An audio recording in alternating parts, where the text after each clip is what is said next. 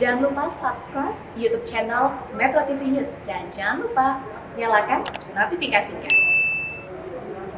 Pemirsa, Presiden Joko Widodo melakukan pertemuan dengan Ketua dan anggota Komisi Pemilihan Umum atau KPU di Istana Merdeka Jakarta pada Senin 30 Mei lalu. Dalam pertemuan tersebut, KPU melaporkan terkait perkembangan penyelenggaraan pemilihan umum atau pemilu di tahun 2024, terutama untuk persiapan anggaran, fasilitas sarana dan prasarana, serta personel penyelenggaraan pemilu. Ada 6 hal yang disampaikan oleh Presiden Joko Widodo dalam pertemuan tersebut. Lantas apa saja pesan Presiden ke KPU berikut kami rangkum dalam infografis berikut ini. Kita akan lihat ada 6 pesan yang disampaikan dari Presiden ke KPU. Yang pertama adalah Presiden memastikan sesuai jadwal dan juga tepat waktu reguler selama 5 tahunan dalam gelaran pemilu, di mana Presiden mendukung penuh penyelenggaraan pemilu dan pilkada serentak tahun 2024 sebagaimana yang sudah dijadwalkan, yakni pemungutan suara untuk pemilu pada hari Rabu 14 Februari 2024. Selanjutnya Presiden juga memberikan arahan terkait meminta dukungan dari kementerian dan juga lembaga yang terkait kepada KPU, di mana hal ini mencakup dari Menteri Dalam Negeri, kemudian Menkumham, Menteri Keuangan, Menteri Luar Negeri, Menteri Kesehatan, Panglima TNI, Kapolri, dan juga Jaksa Agung untuk sama-sama membantu KPU. Dan ketiga, Presiden juga meminta untuk KPU dalam menjaga dan juga meningkatkan kualitas pemilu, di mana ada beberapa indikatornya, di antara lain meningkatkan partisipasi pemilih yang terlibat dalam pemilu, kemudian meningkatkan kualitas pendidikan pemilih, dan meningkatkan kualitas tata kelola kepemiluan di lingkungan KPU. Di mana Presiden Jokowi juga berpesan kepada KPU untuk berhati-hati dalam menjalankan tugas dan juga penyelenggaraan pemilu, di mana penyelenggaraan pemilu ini penuh dengan syarat yang politis. Presiden juga mengingatkan agar jangan sampai aspek teknis ini kemudian menjadi isu-isu politik yang tidak terkendali. Misalnya dengan topik tentang pendaftaran pemilih, kemudian tata kerja penyelenggaraan pemilu, kemudian proses pemungutan suara sampai dengan rekapitulasi dan juga penetapan hasil pemilu secara nasional. Dan juga Presiden dan juga KPU menyepakati terkait dengan kampanye yang dipersingkat menjadi 90 hari agar lebih efisien, di mana agar lebih efisien dan juga tidak menimbulkan masalah di masyarakat yang berlama-lama dalam proses kampanye. Nah, ini juga nantinya akan berimplikasi kepada proses-proses pengadaan dan juga distribusi logistik, terutama surat suara dan juga formulir.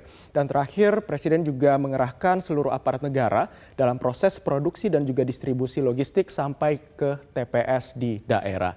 Nah, pertanyaan selanjutnya, lantas berapa anggaran pemilu di tahun 2024 mendatang? Ini juga sudah diajukan oleh KPU. Kalau kita lihat total anggaran yang diajukan dalam masa pemilu serentak 2024, anggarannya mencapai 76,65 triliun, di mana anggaran 76,65 triliun ini dibagi penyerapannya ke dalam 3 tahun. Kalau kita lihat untuk tahun 2022, serapan anggarannya mencapai 8 triliun lebih dengan persentase mencapai 10,52%. Sementara untuk di tahun 2023, serapan anggarannya ini berada di kisaran 23,8 triliun dengan penyerapan anggaran mencapai 31,12%. Selanjutnya untuk di tahun 2024 atau pada saat pemilu berlangsung, ini mencapai 44,7 triliun dengan serapan anggaran mencapai 58,36%.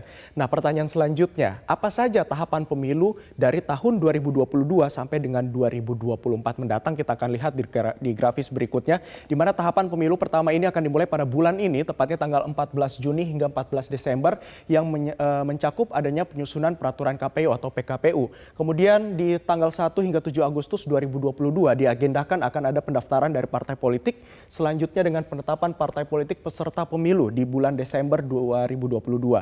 Selanjutnya ada penyelesaian sengketa, kemudian pengadaan distribusi perlengkapan penyelenggaraan pemilu yang akan berlangsung dari tanggal 14 hingga 13 Februari 2024 mendatang.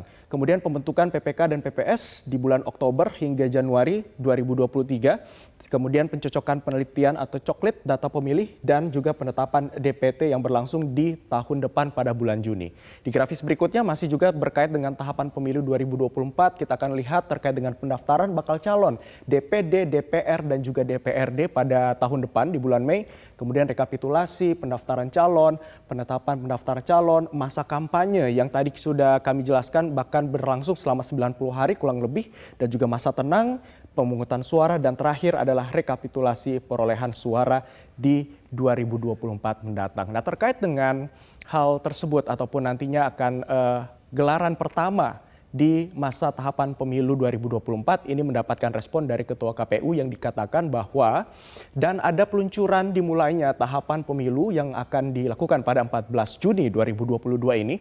Kami mengundang Presiden memberikan sambutan dalam rangka peluncurannya. Presiden menyambut baik, insya Allah akan hadir, dikatakan oleh Ketua KPU pada tanggal 30 Mei kemarin oleh Hashim Asyari.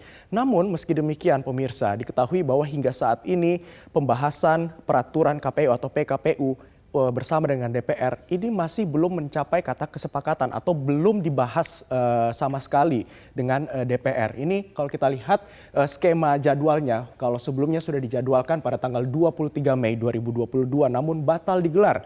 Kemudian dijadwalkan kembali pada tanggal 30 Mei kemarin namun batal lagi karena ada beberapa pihak ataupun ada pihak yang berhalangan untuk hadir. Dan lagi-lagi dijadwalkan kembali pada tanggal 6 atau 7 Juni 2022 mendatang. Tentu ini hal yang sangat mendesak karena PKPU ini penting sebagai salah satu landasan dan juga koridor bagi KPU untuk menjalankan tugasnya dalam penyelenggaraan pemilu. Nah, draft apa saja yang dibahas dalam PKPU? Kita akan lihat di grafis berikutnya, ada beberapa draft. Yang pertama terkait dengan PKPU tahapan, kemudian pendaftaran parpol calon peserta pemilu, ada juga PKPU pembentukan dapil, pemutakhiran data pemilih, pedoman pengelolaan keuangan, kemudian pembentukan badan, dan juga norma standar, dan terakhir juga partisipasi masyarakat, sosialisasi, dan juga pendidikan pemilih. Ini sangat penting, ini merupakan sebagai salah satu koridor bagi KPU. Nah, meski demikian, dalam pemilu tahun ini, dari KPU sendiri juga turut memanfaatkan adanya teknologi informasi melalui aplikasi dalam pendukung perhitungan suara dan juga proses pemilu pada tahun ini. Kita lihat ada Sirekap, untuk aplikasi rekapitulasi, ada juga Silok, ada juga Silon, ada juga Sidakam, Sidapil, aplikasi daerah pemilihan, ada juga Sipol, dan juga Sidalih. Nah, diharapkan aplikasi-aplikasi ini tentunya dapat mengintegrasikan data pemilu dari daerah ke pusat sebagai salah satu aplikasi dengan web satu data yang dimiliki oleh KPU. Nah, pemirsa, meski tahapan pertama pemilu tahun 2024 tinggal menghitung hari pada bulan ini, namun hingga saat ini PKPU masih belum disahkan oleh pemerintah, di mana PKPU ini merupakan hal yang penting sebagai pedoman dalam menjalankan proses penyelenggaraan pemilihan umum. Rencananya pertemuan untuk membahas PKPU baru akan dilakukan pada pekan depan bersama dengan DPR RI. Demikian pemaparan kali ini, kembali ke Anda, rekan Reza. Baik, terima kasih Abdi Aswar Sahi melaporkan dalam segmen Fact Check. Terima kasih atas laporan komprehensif Anda.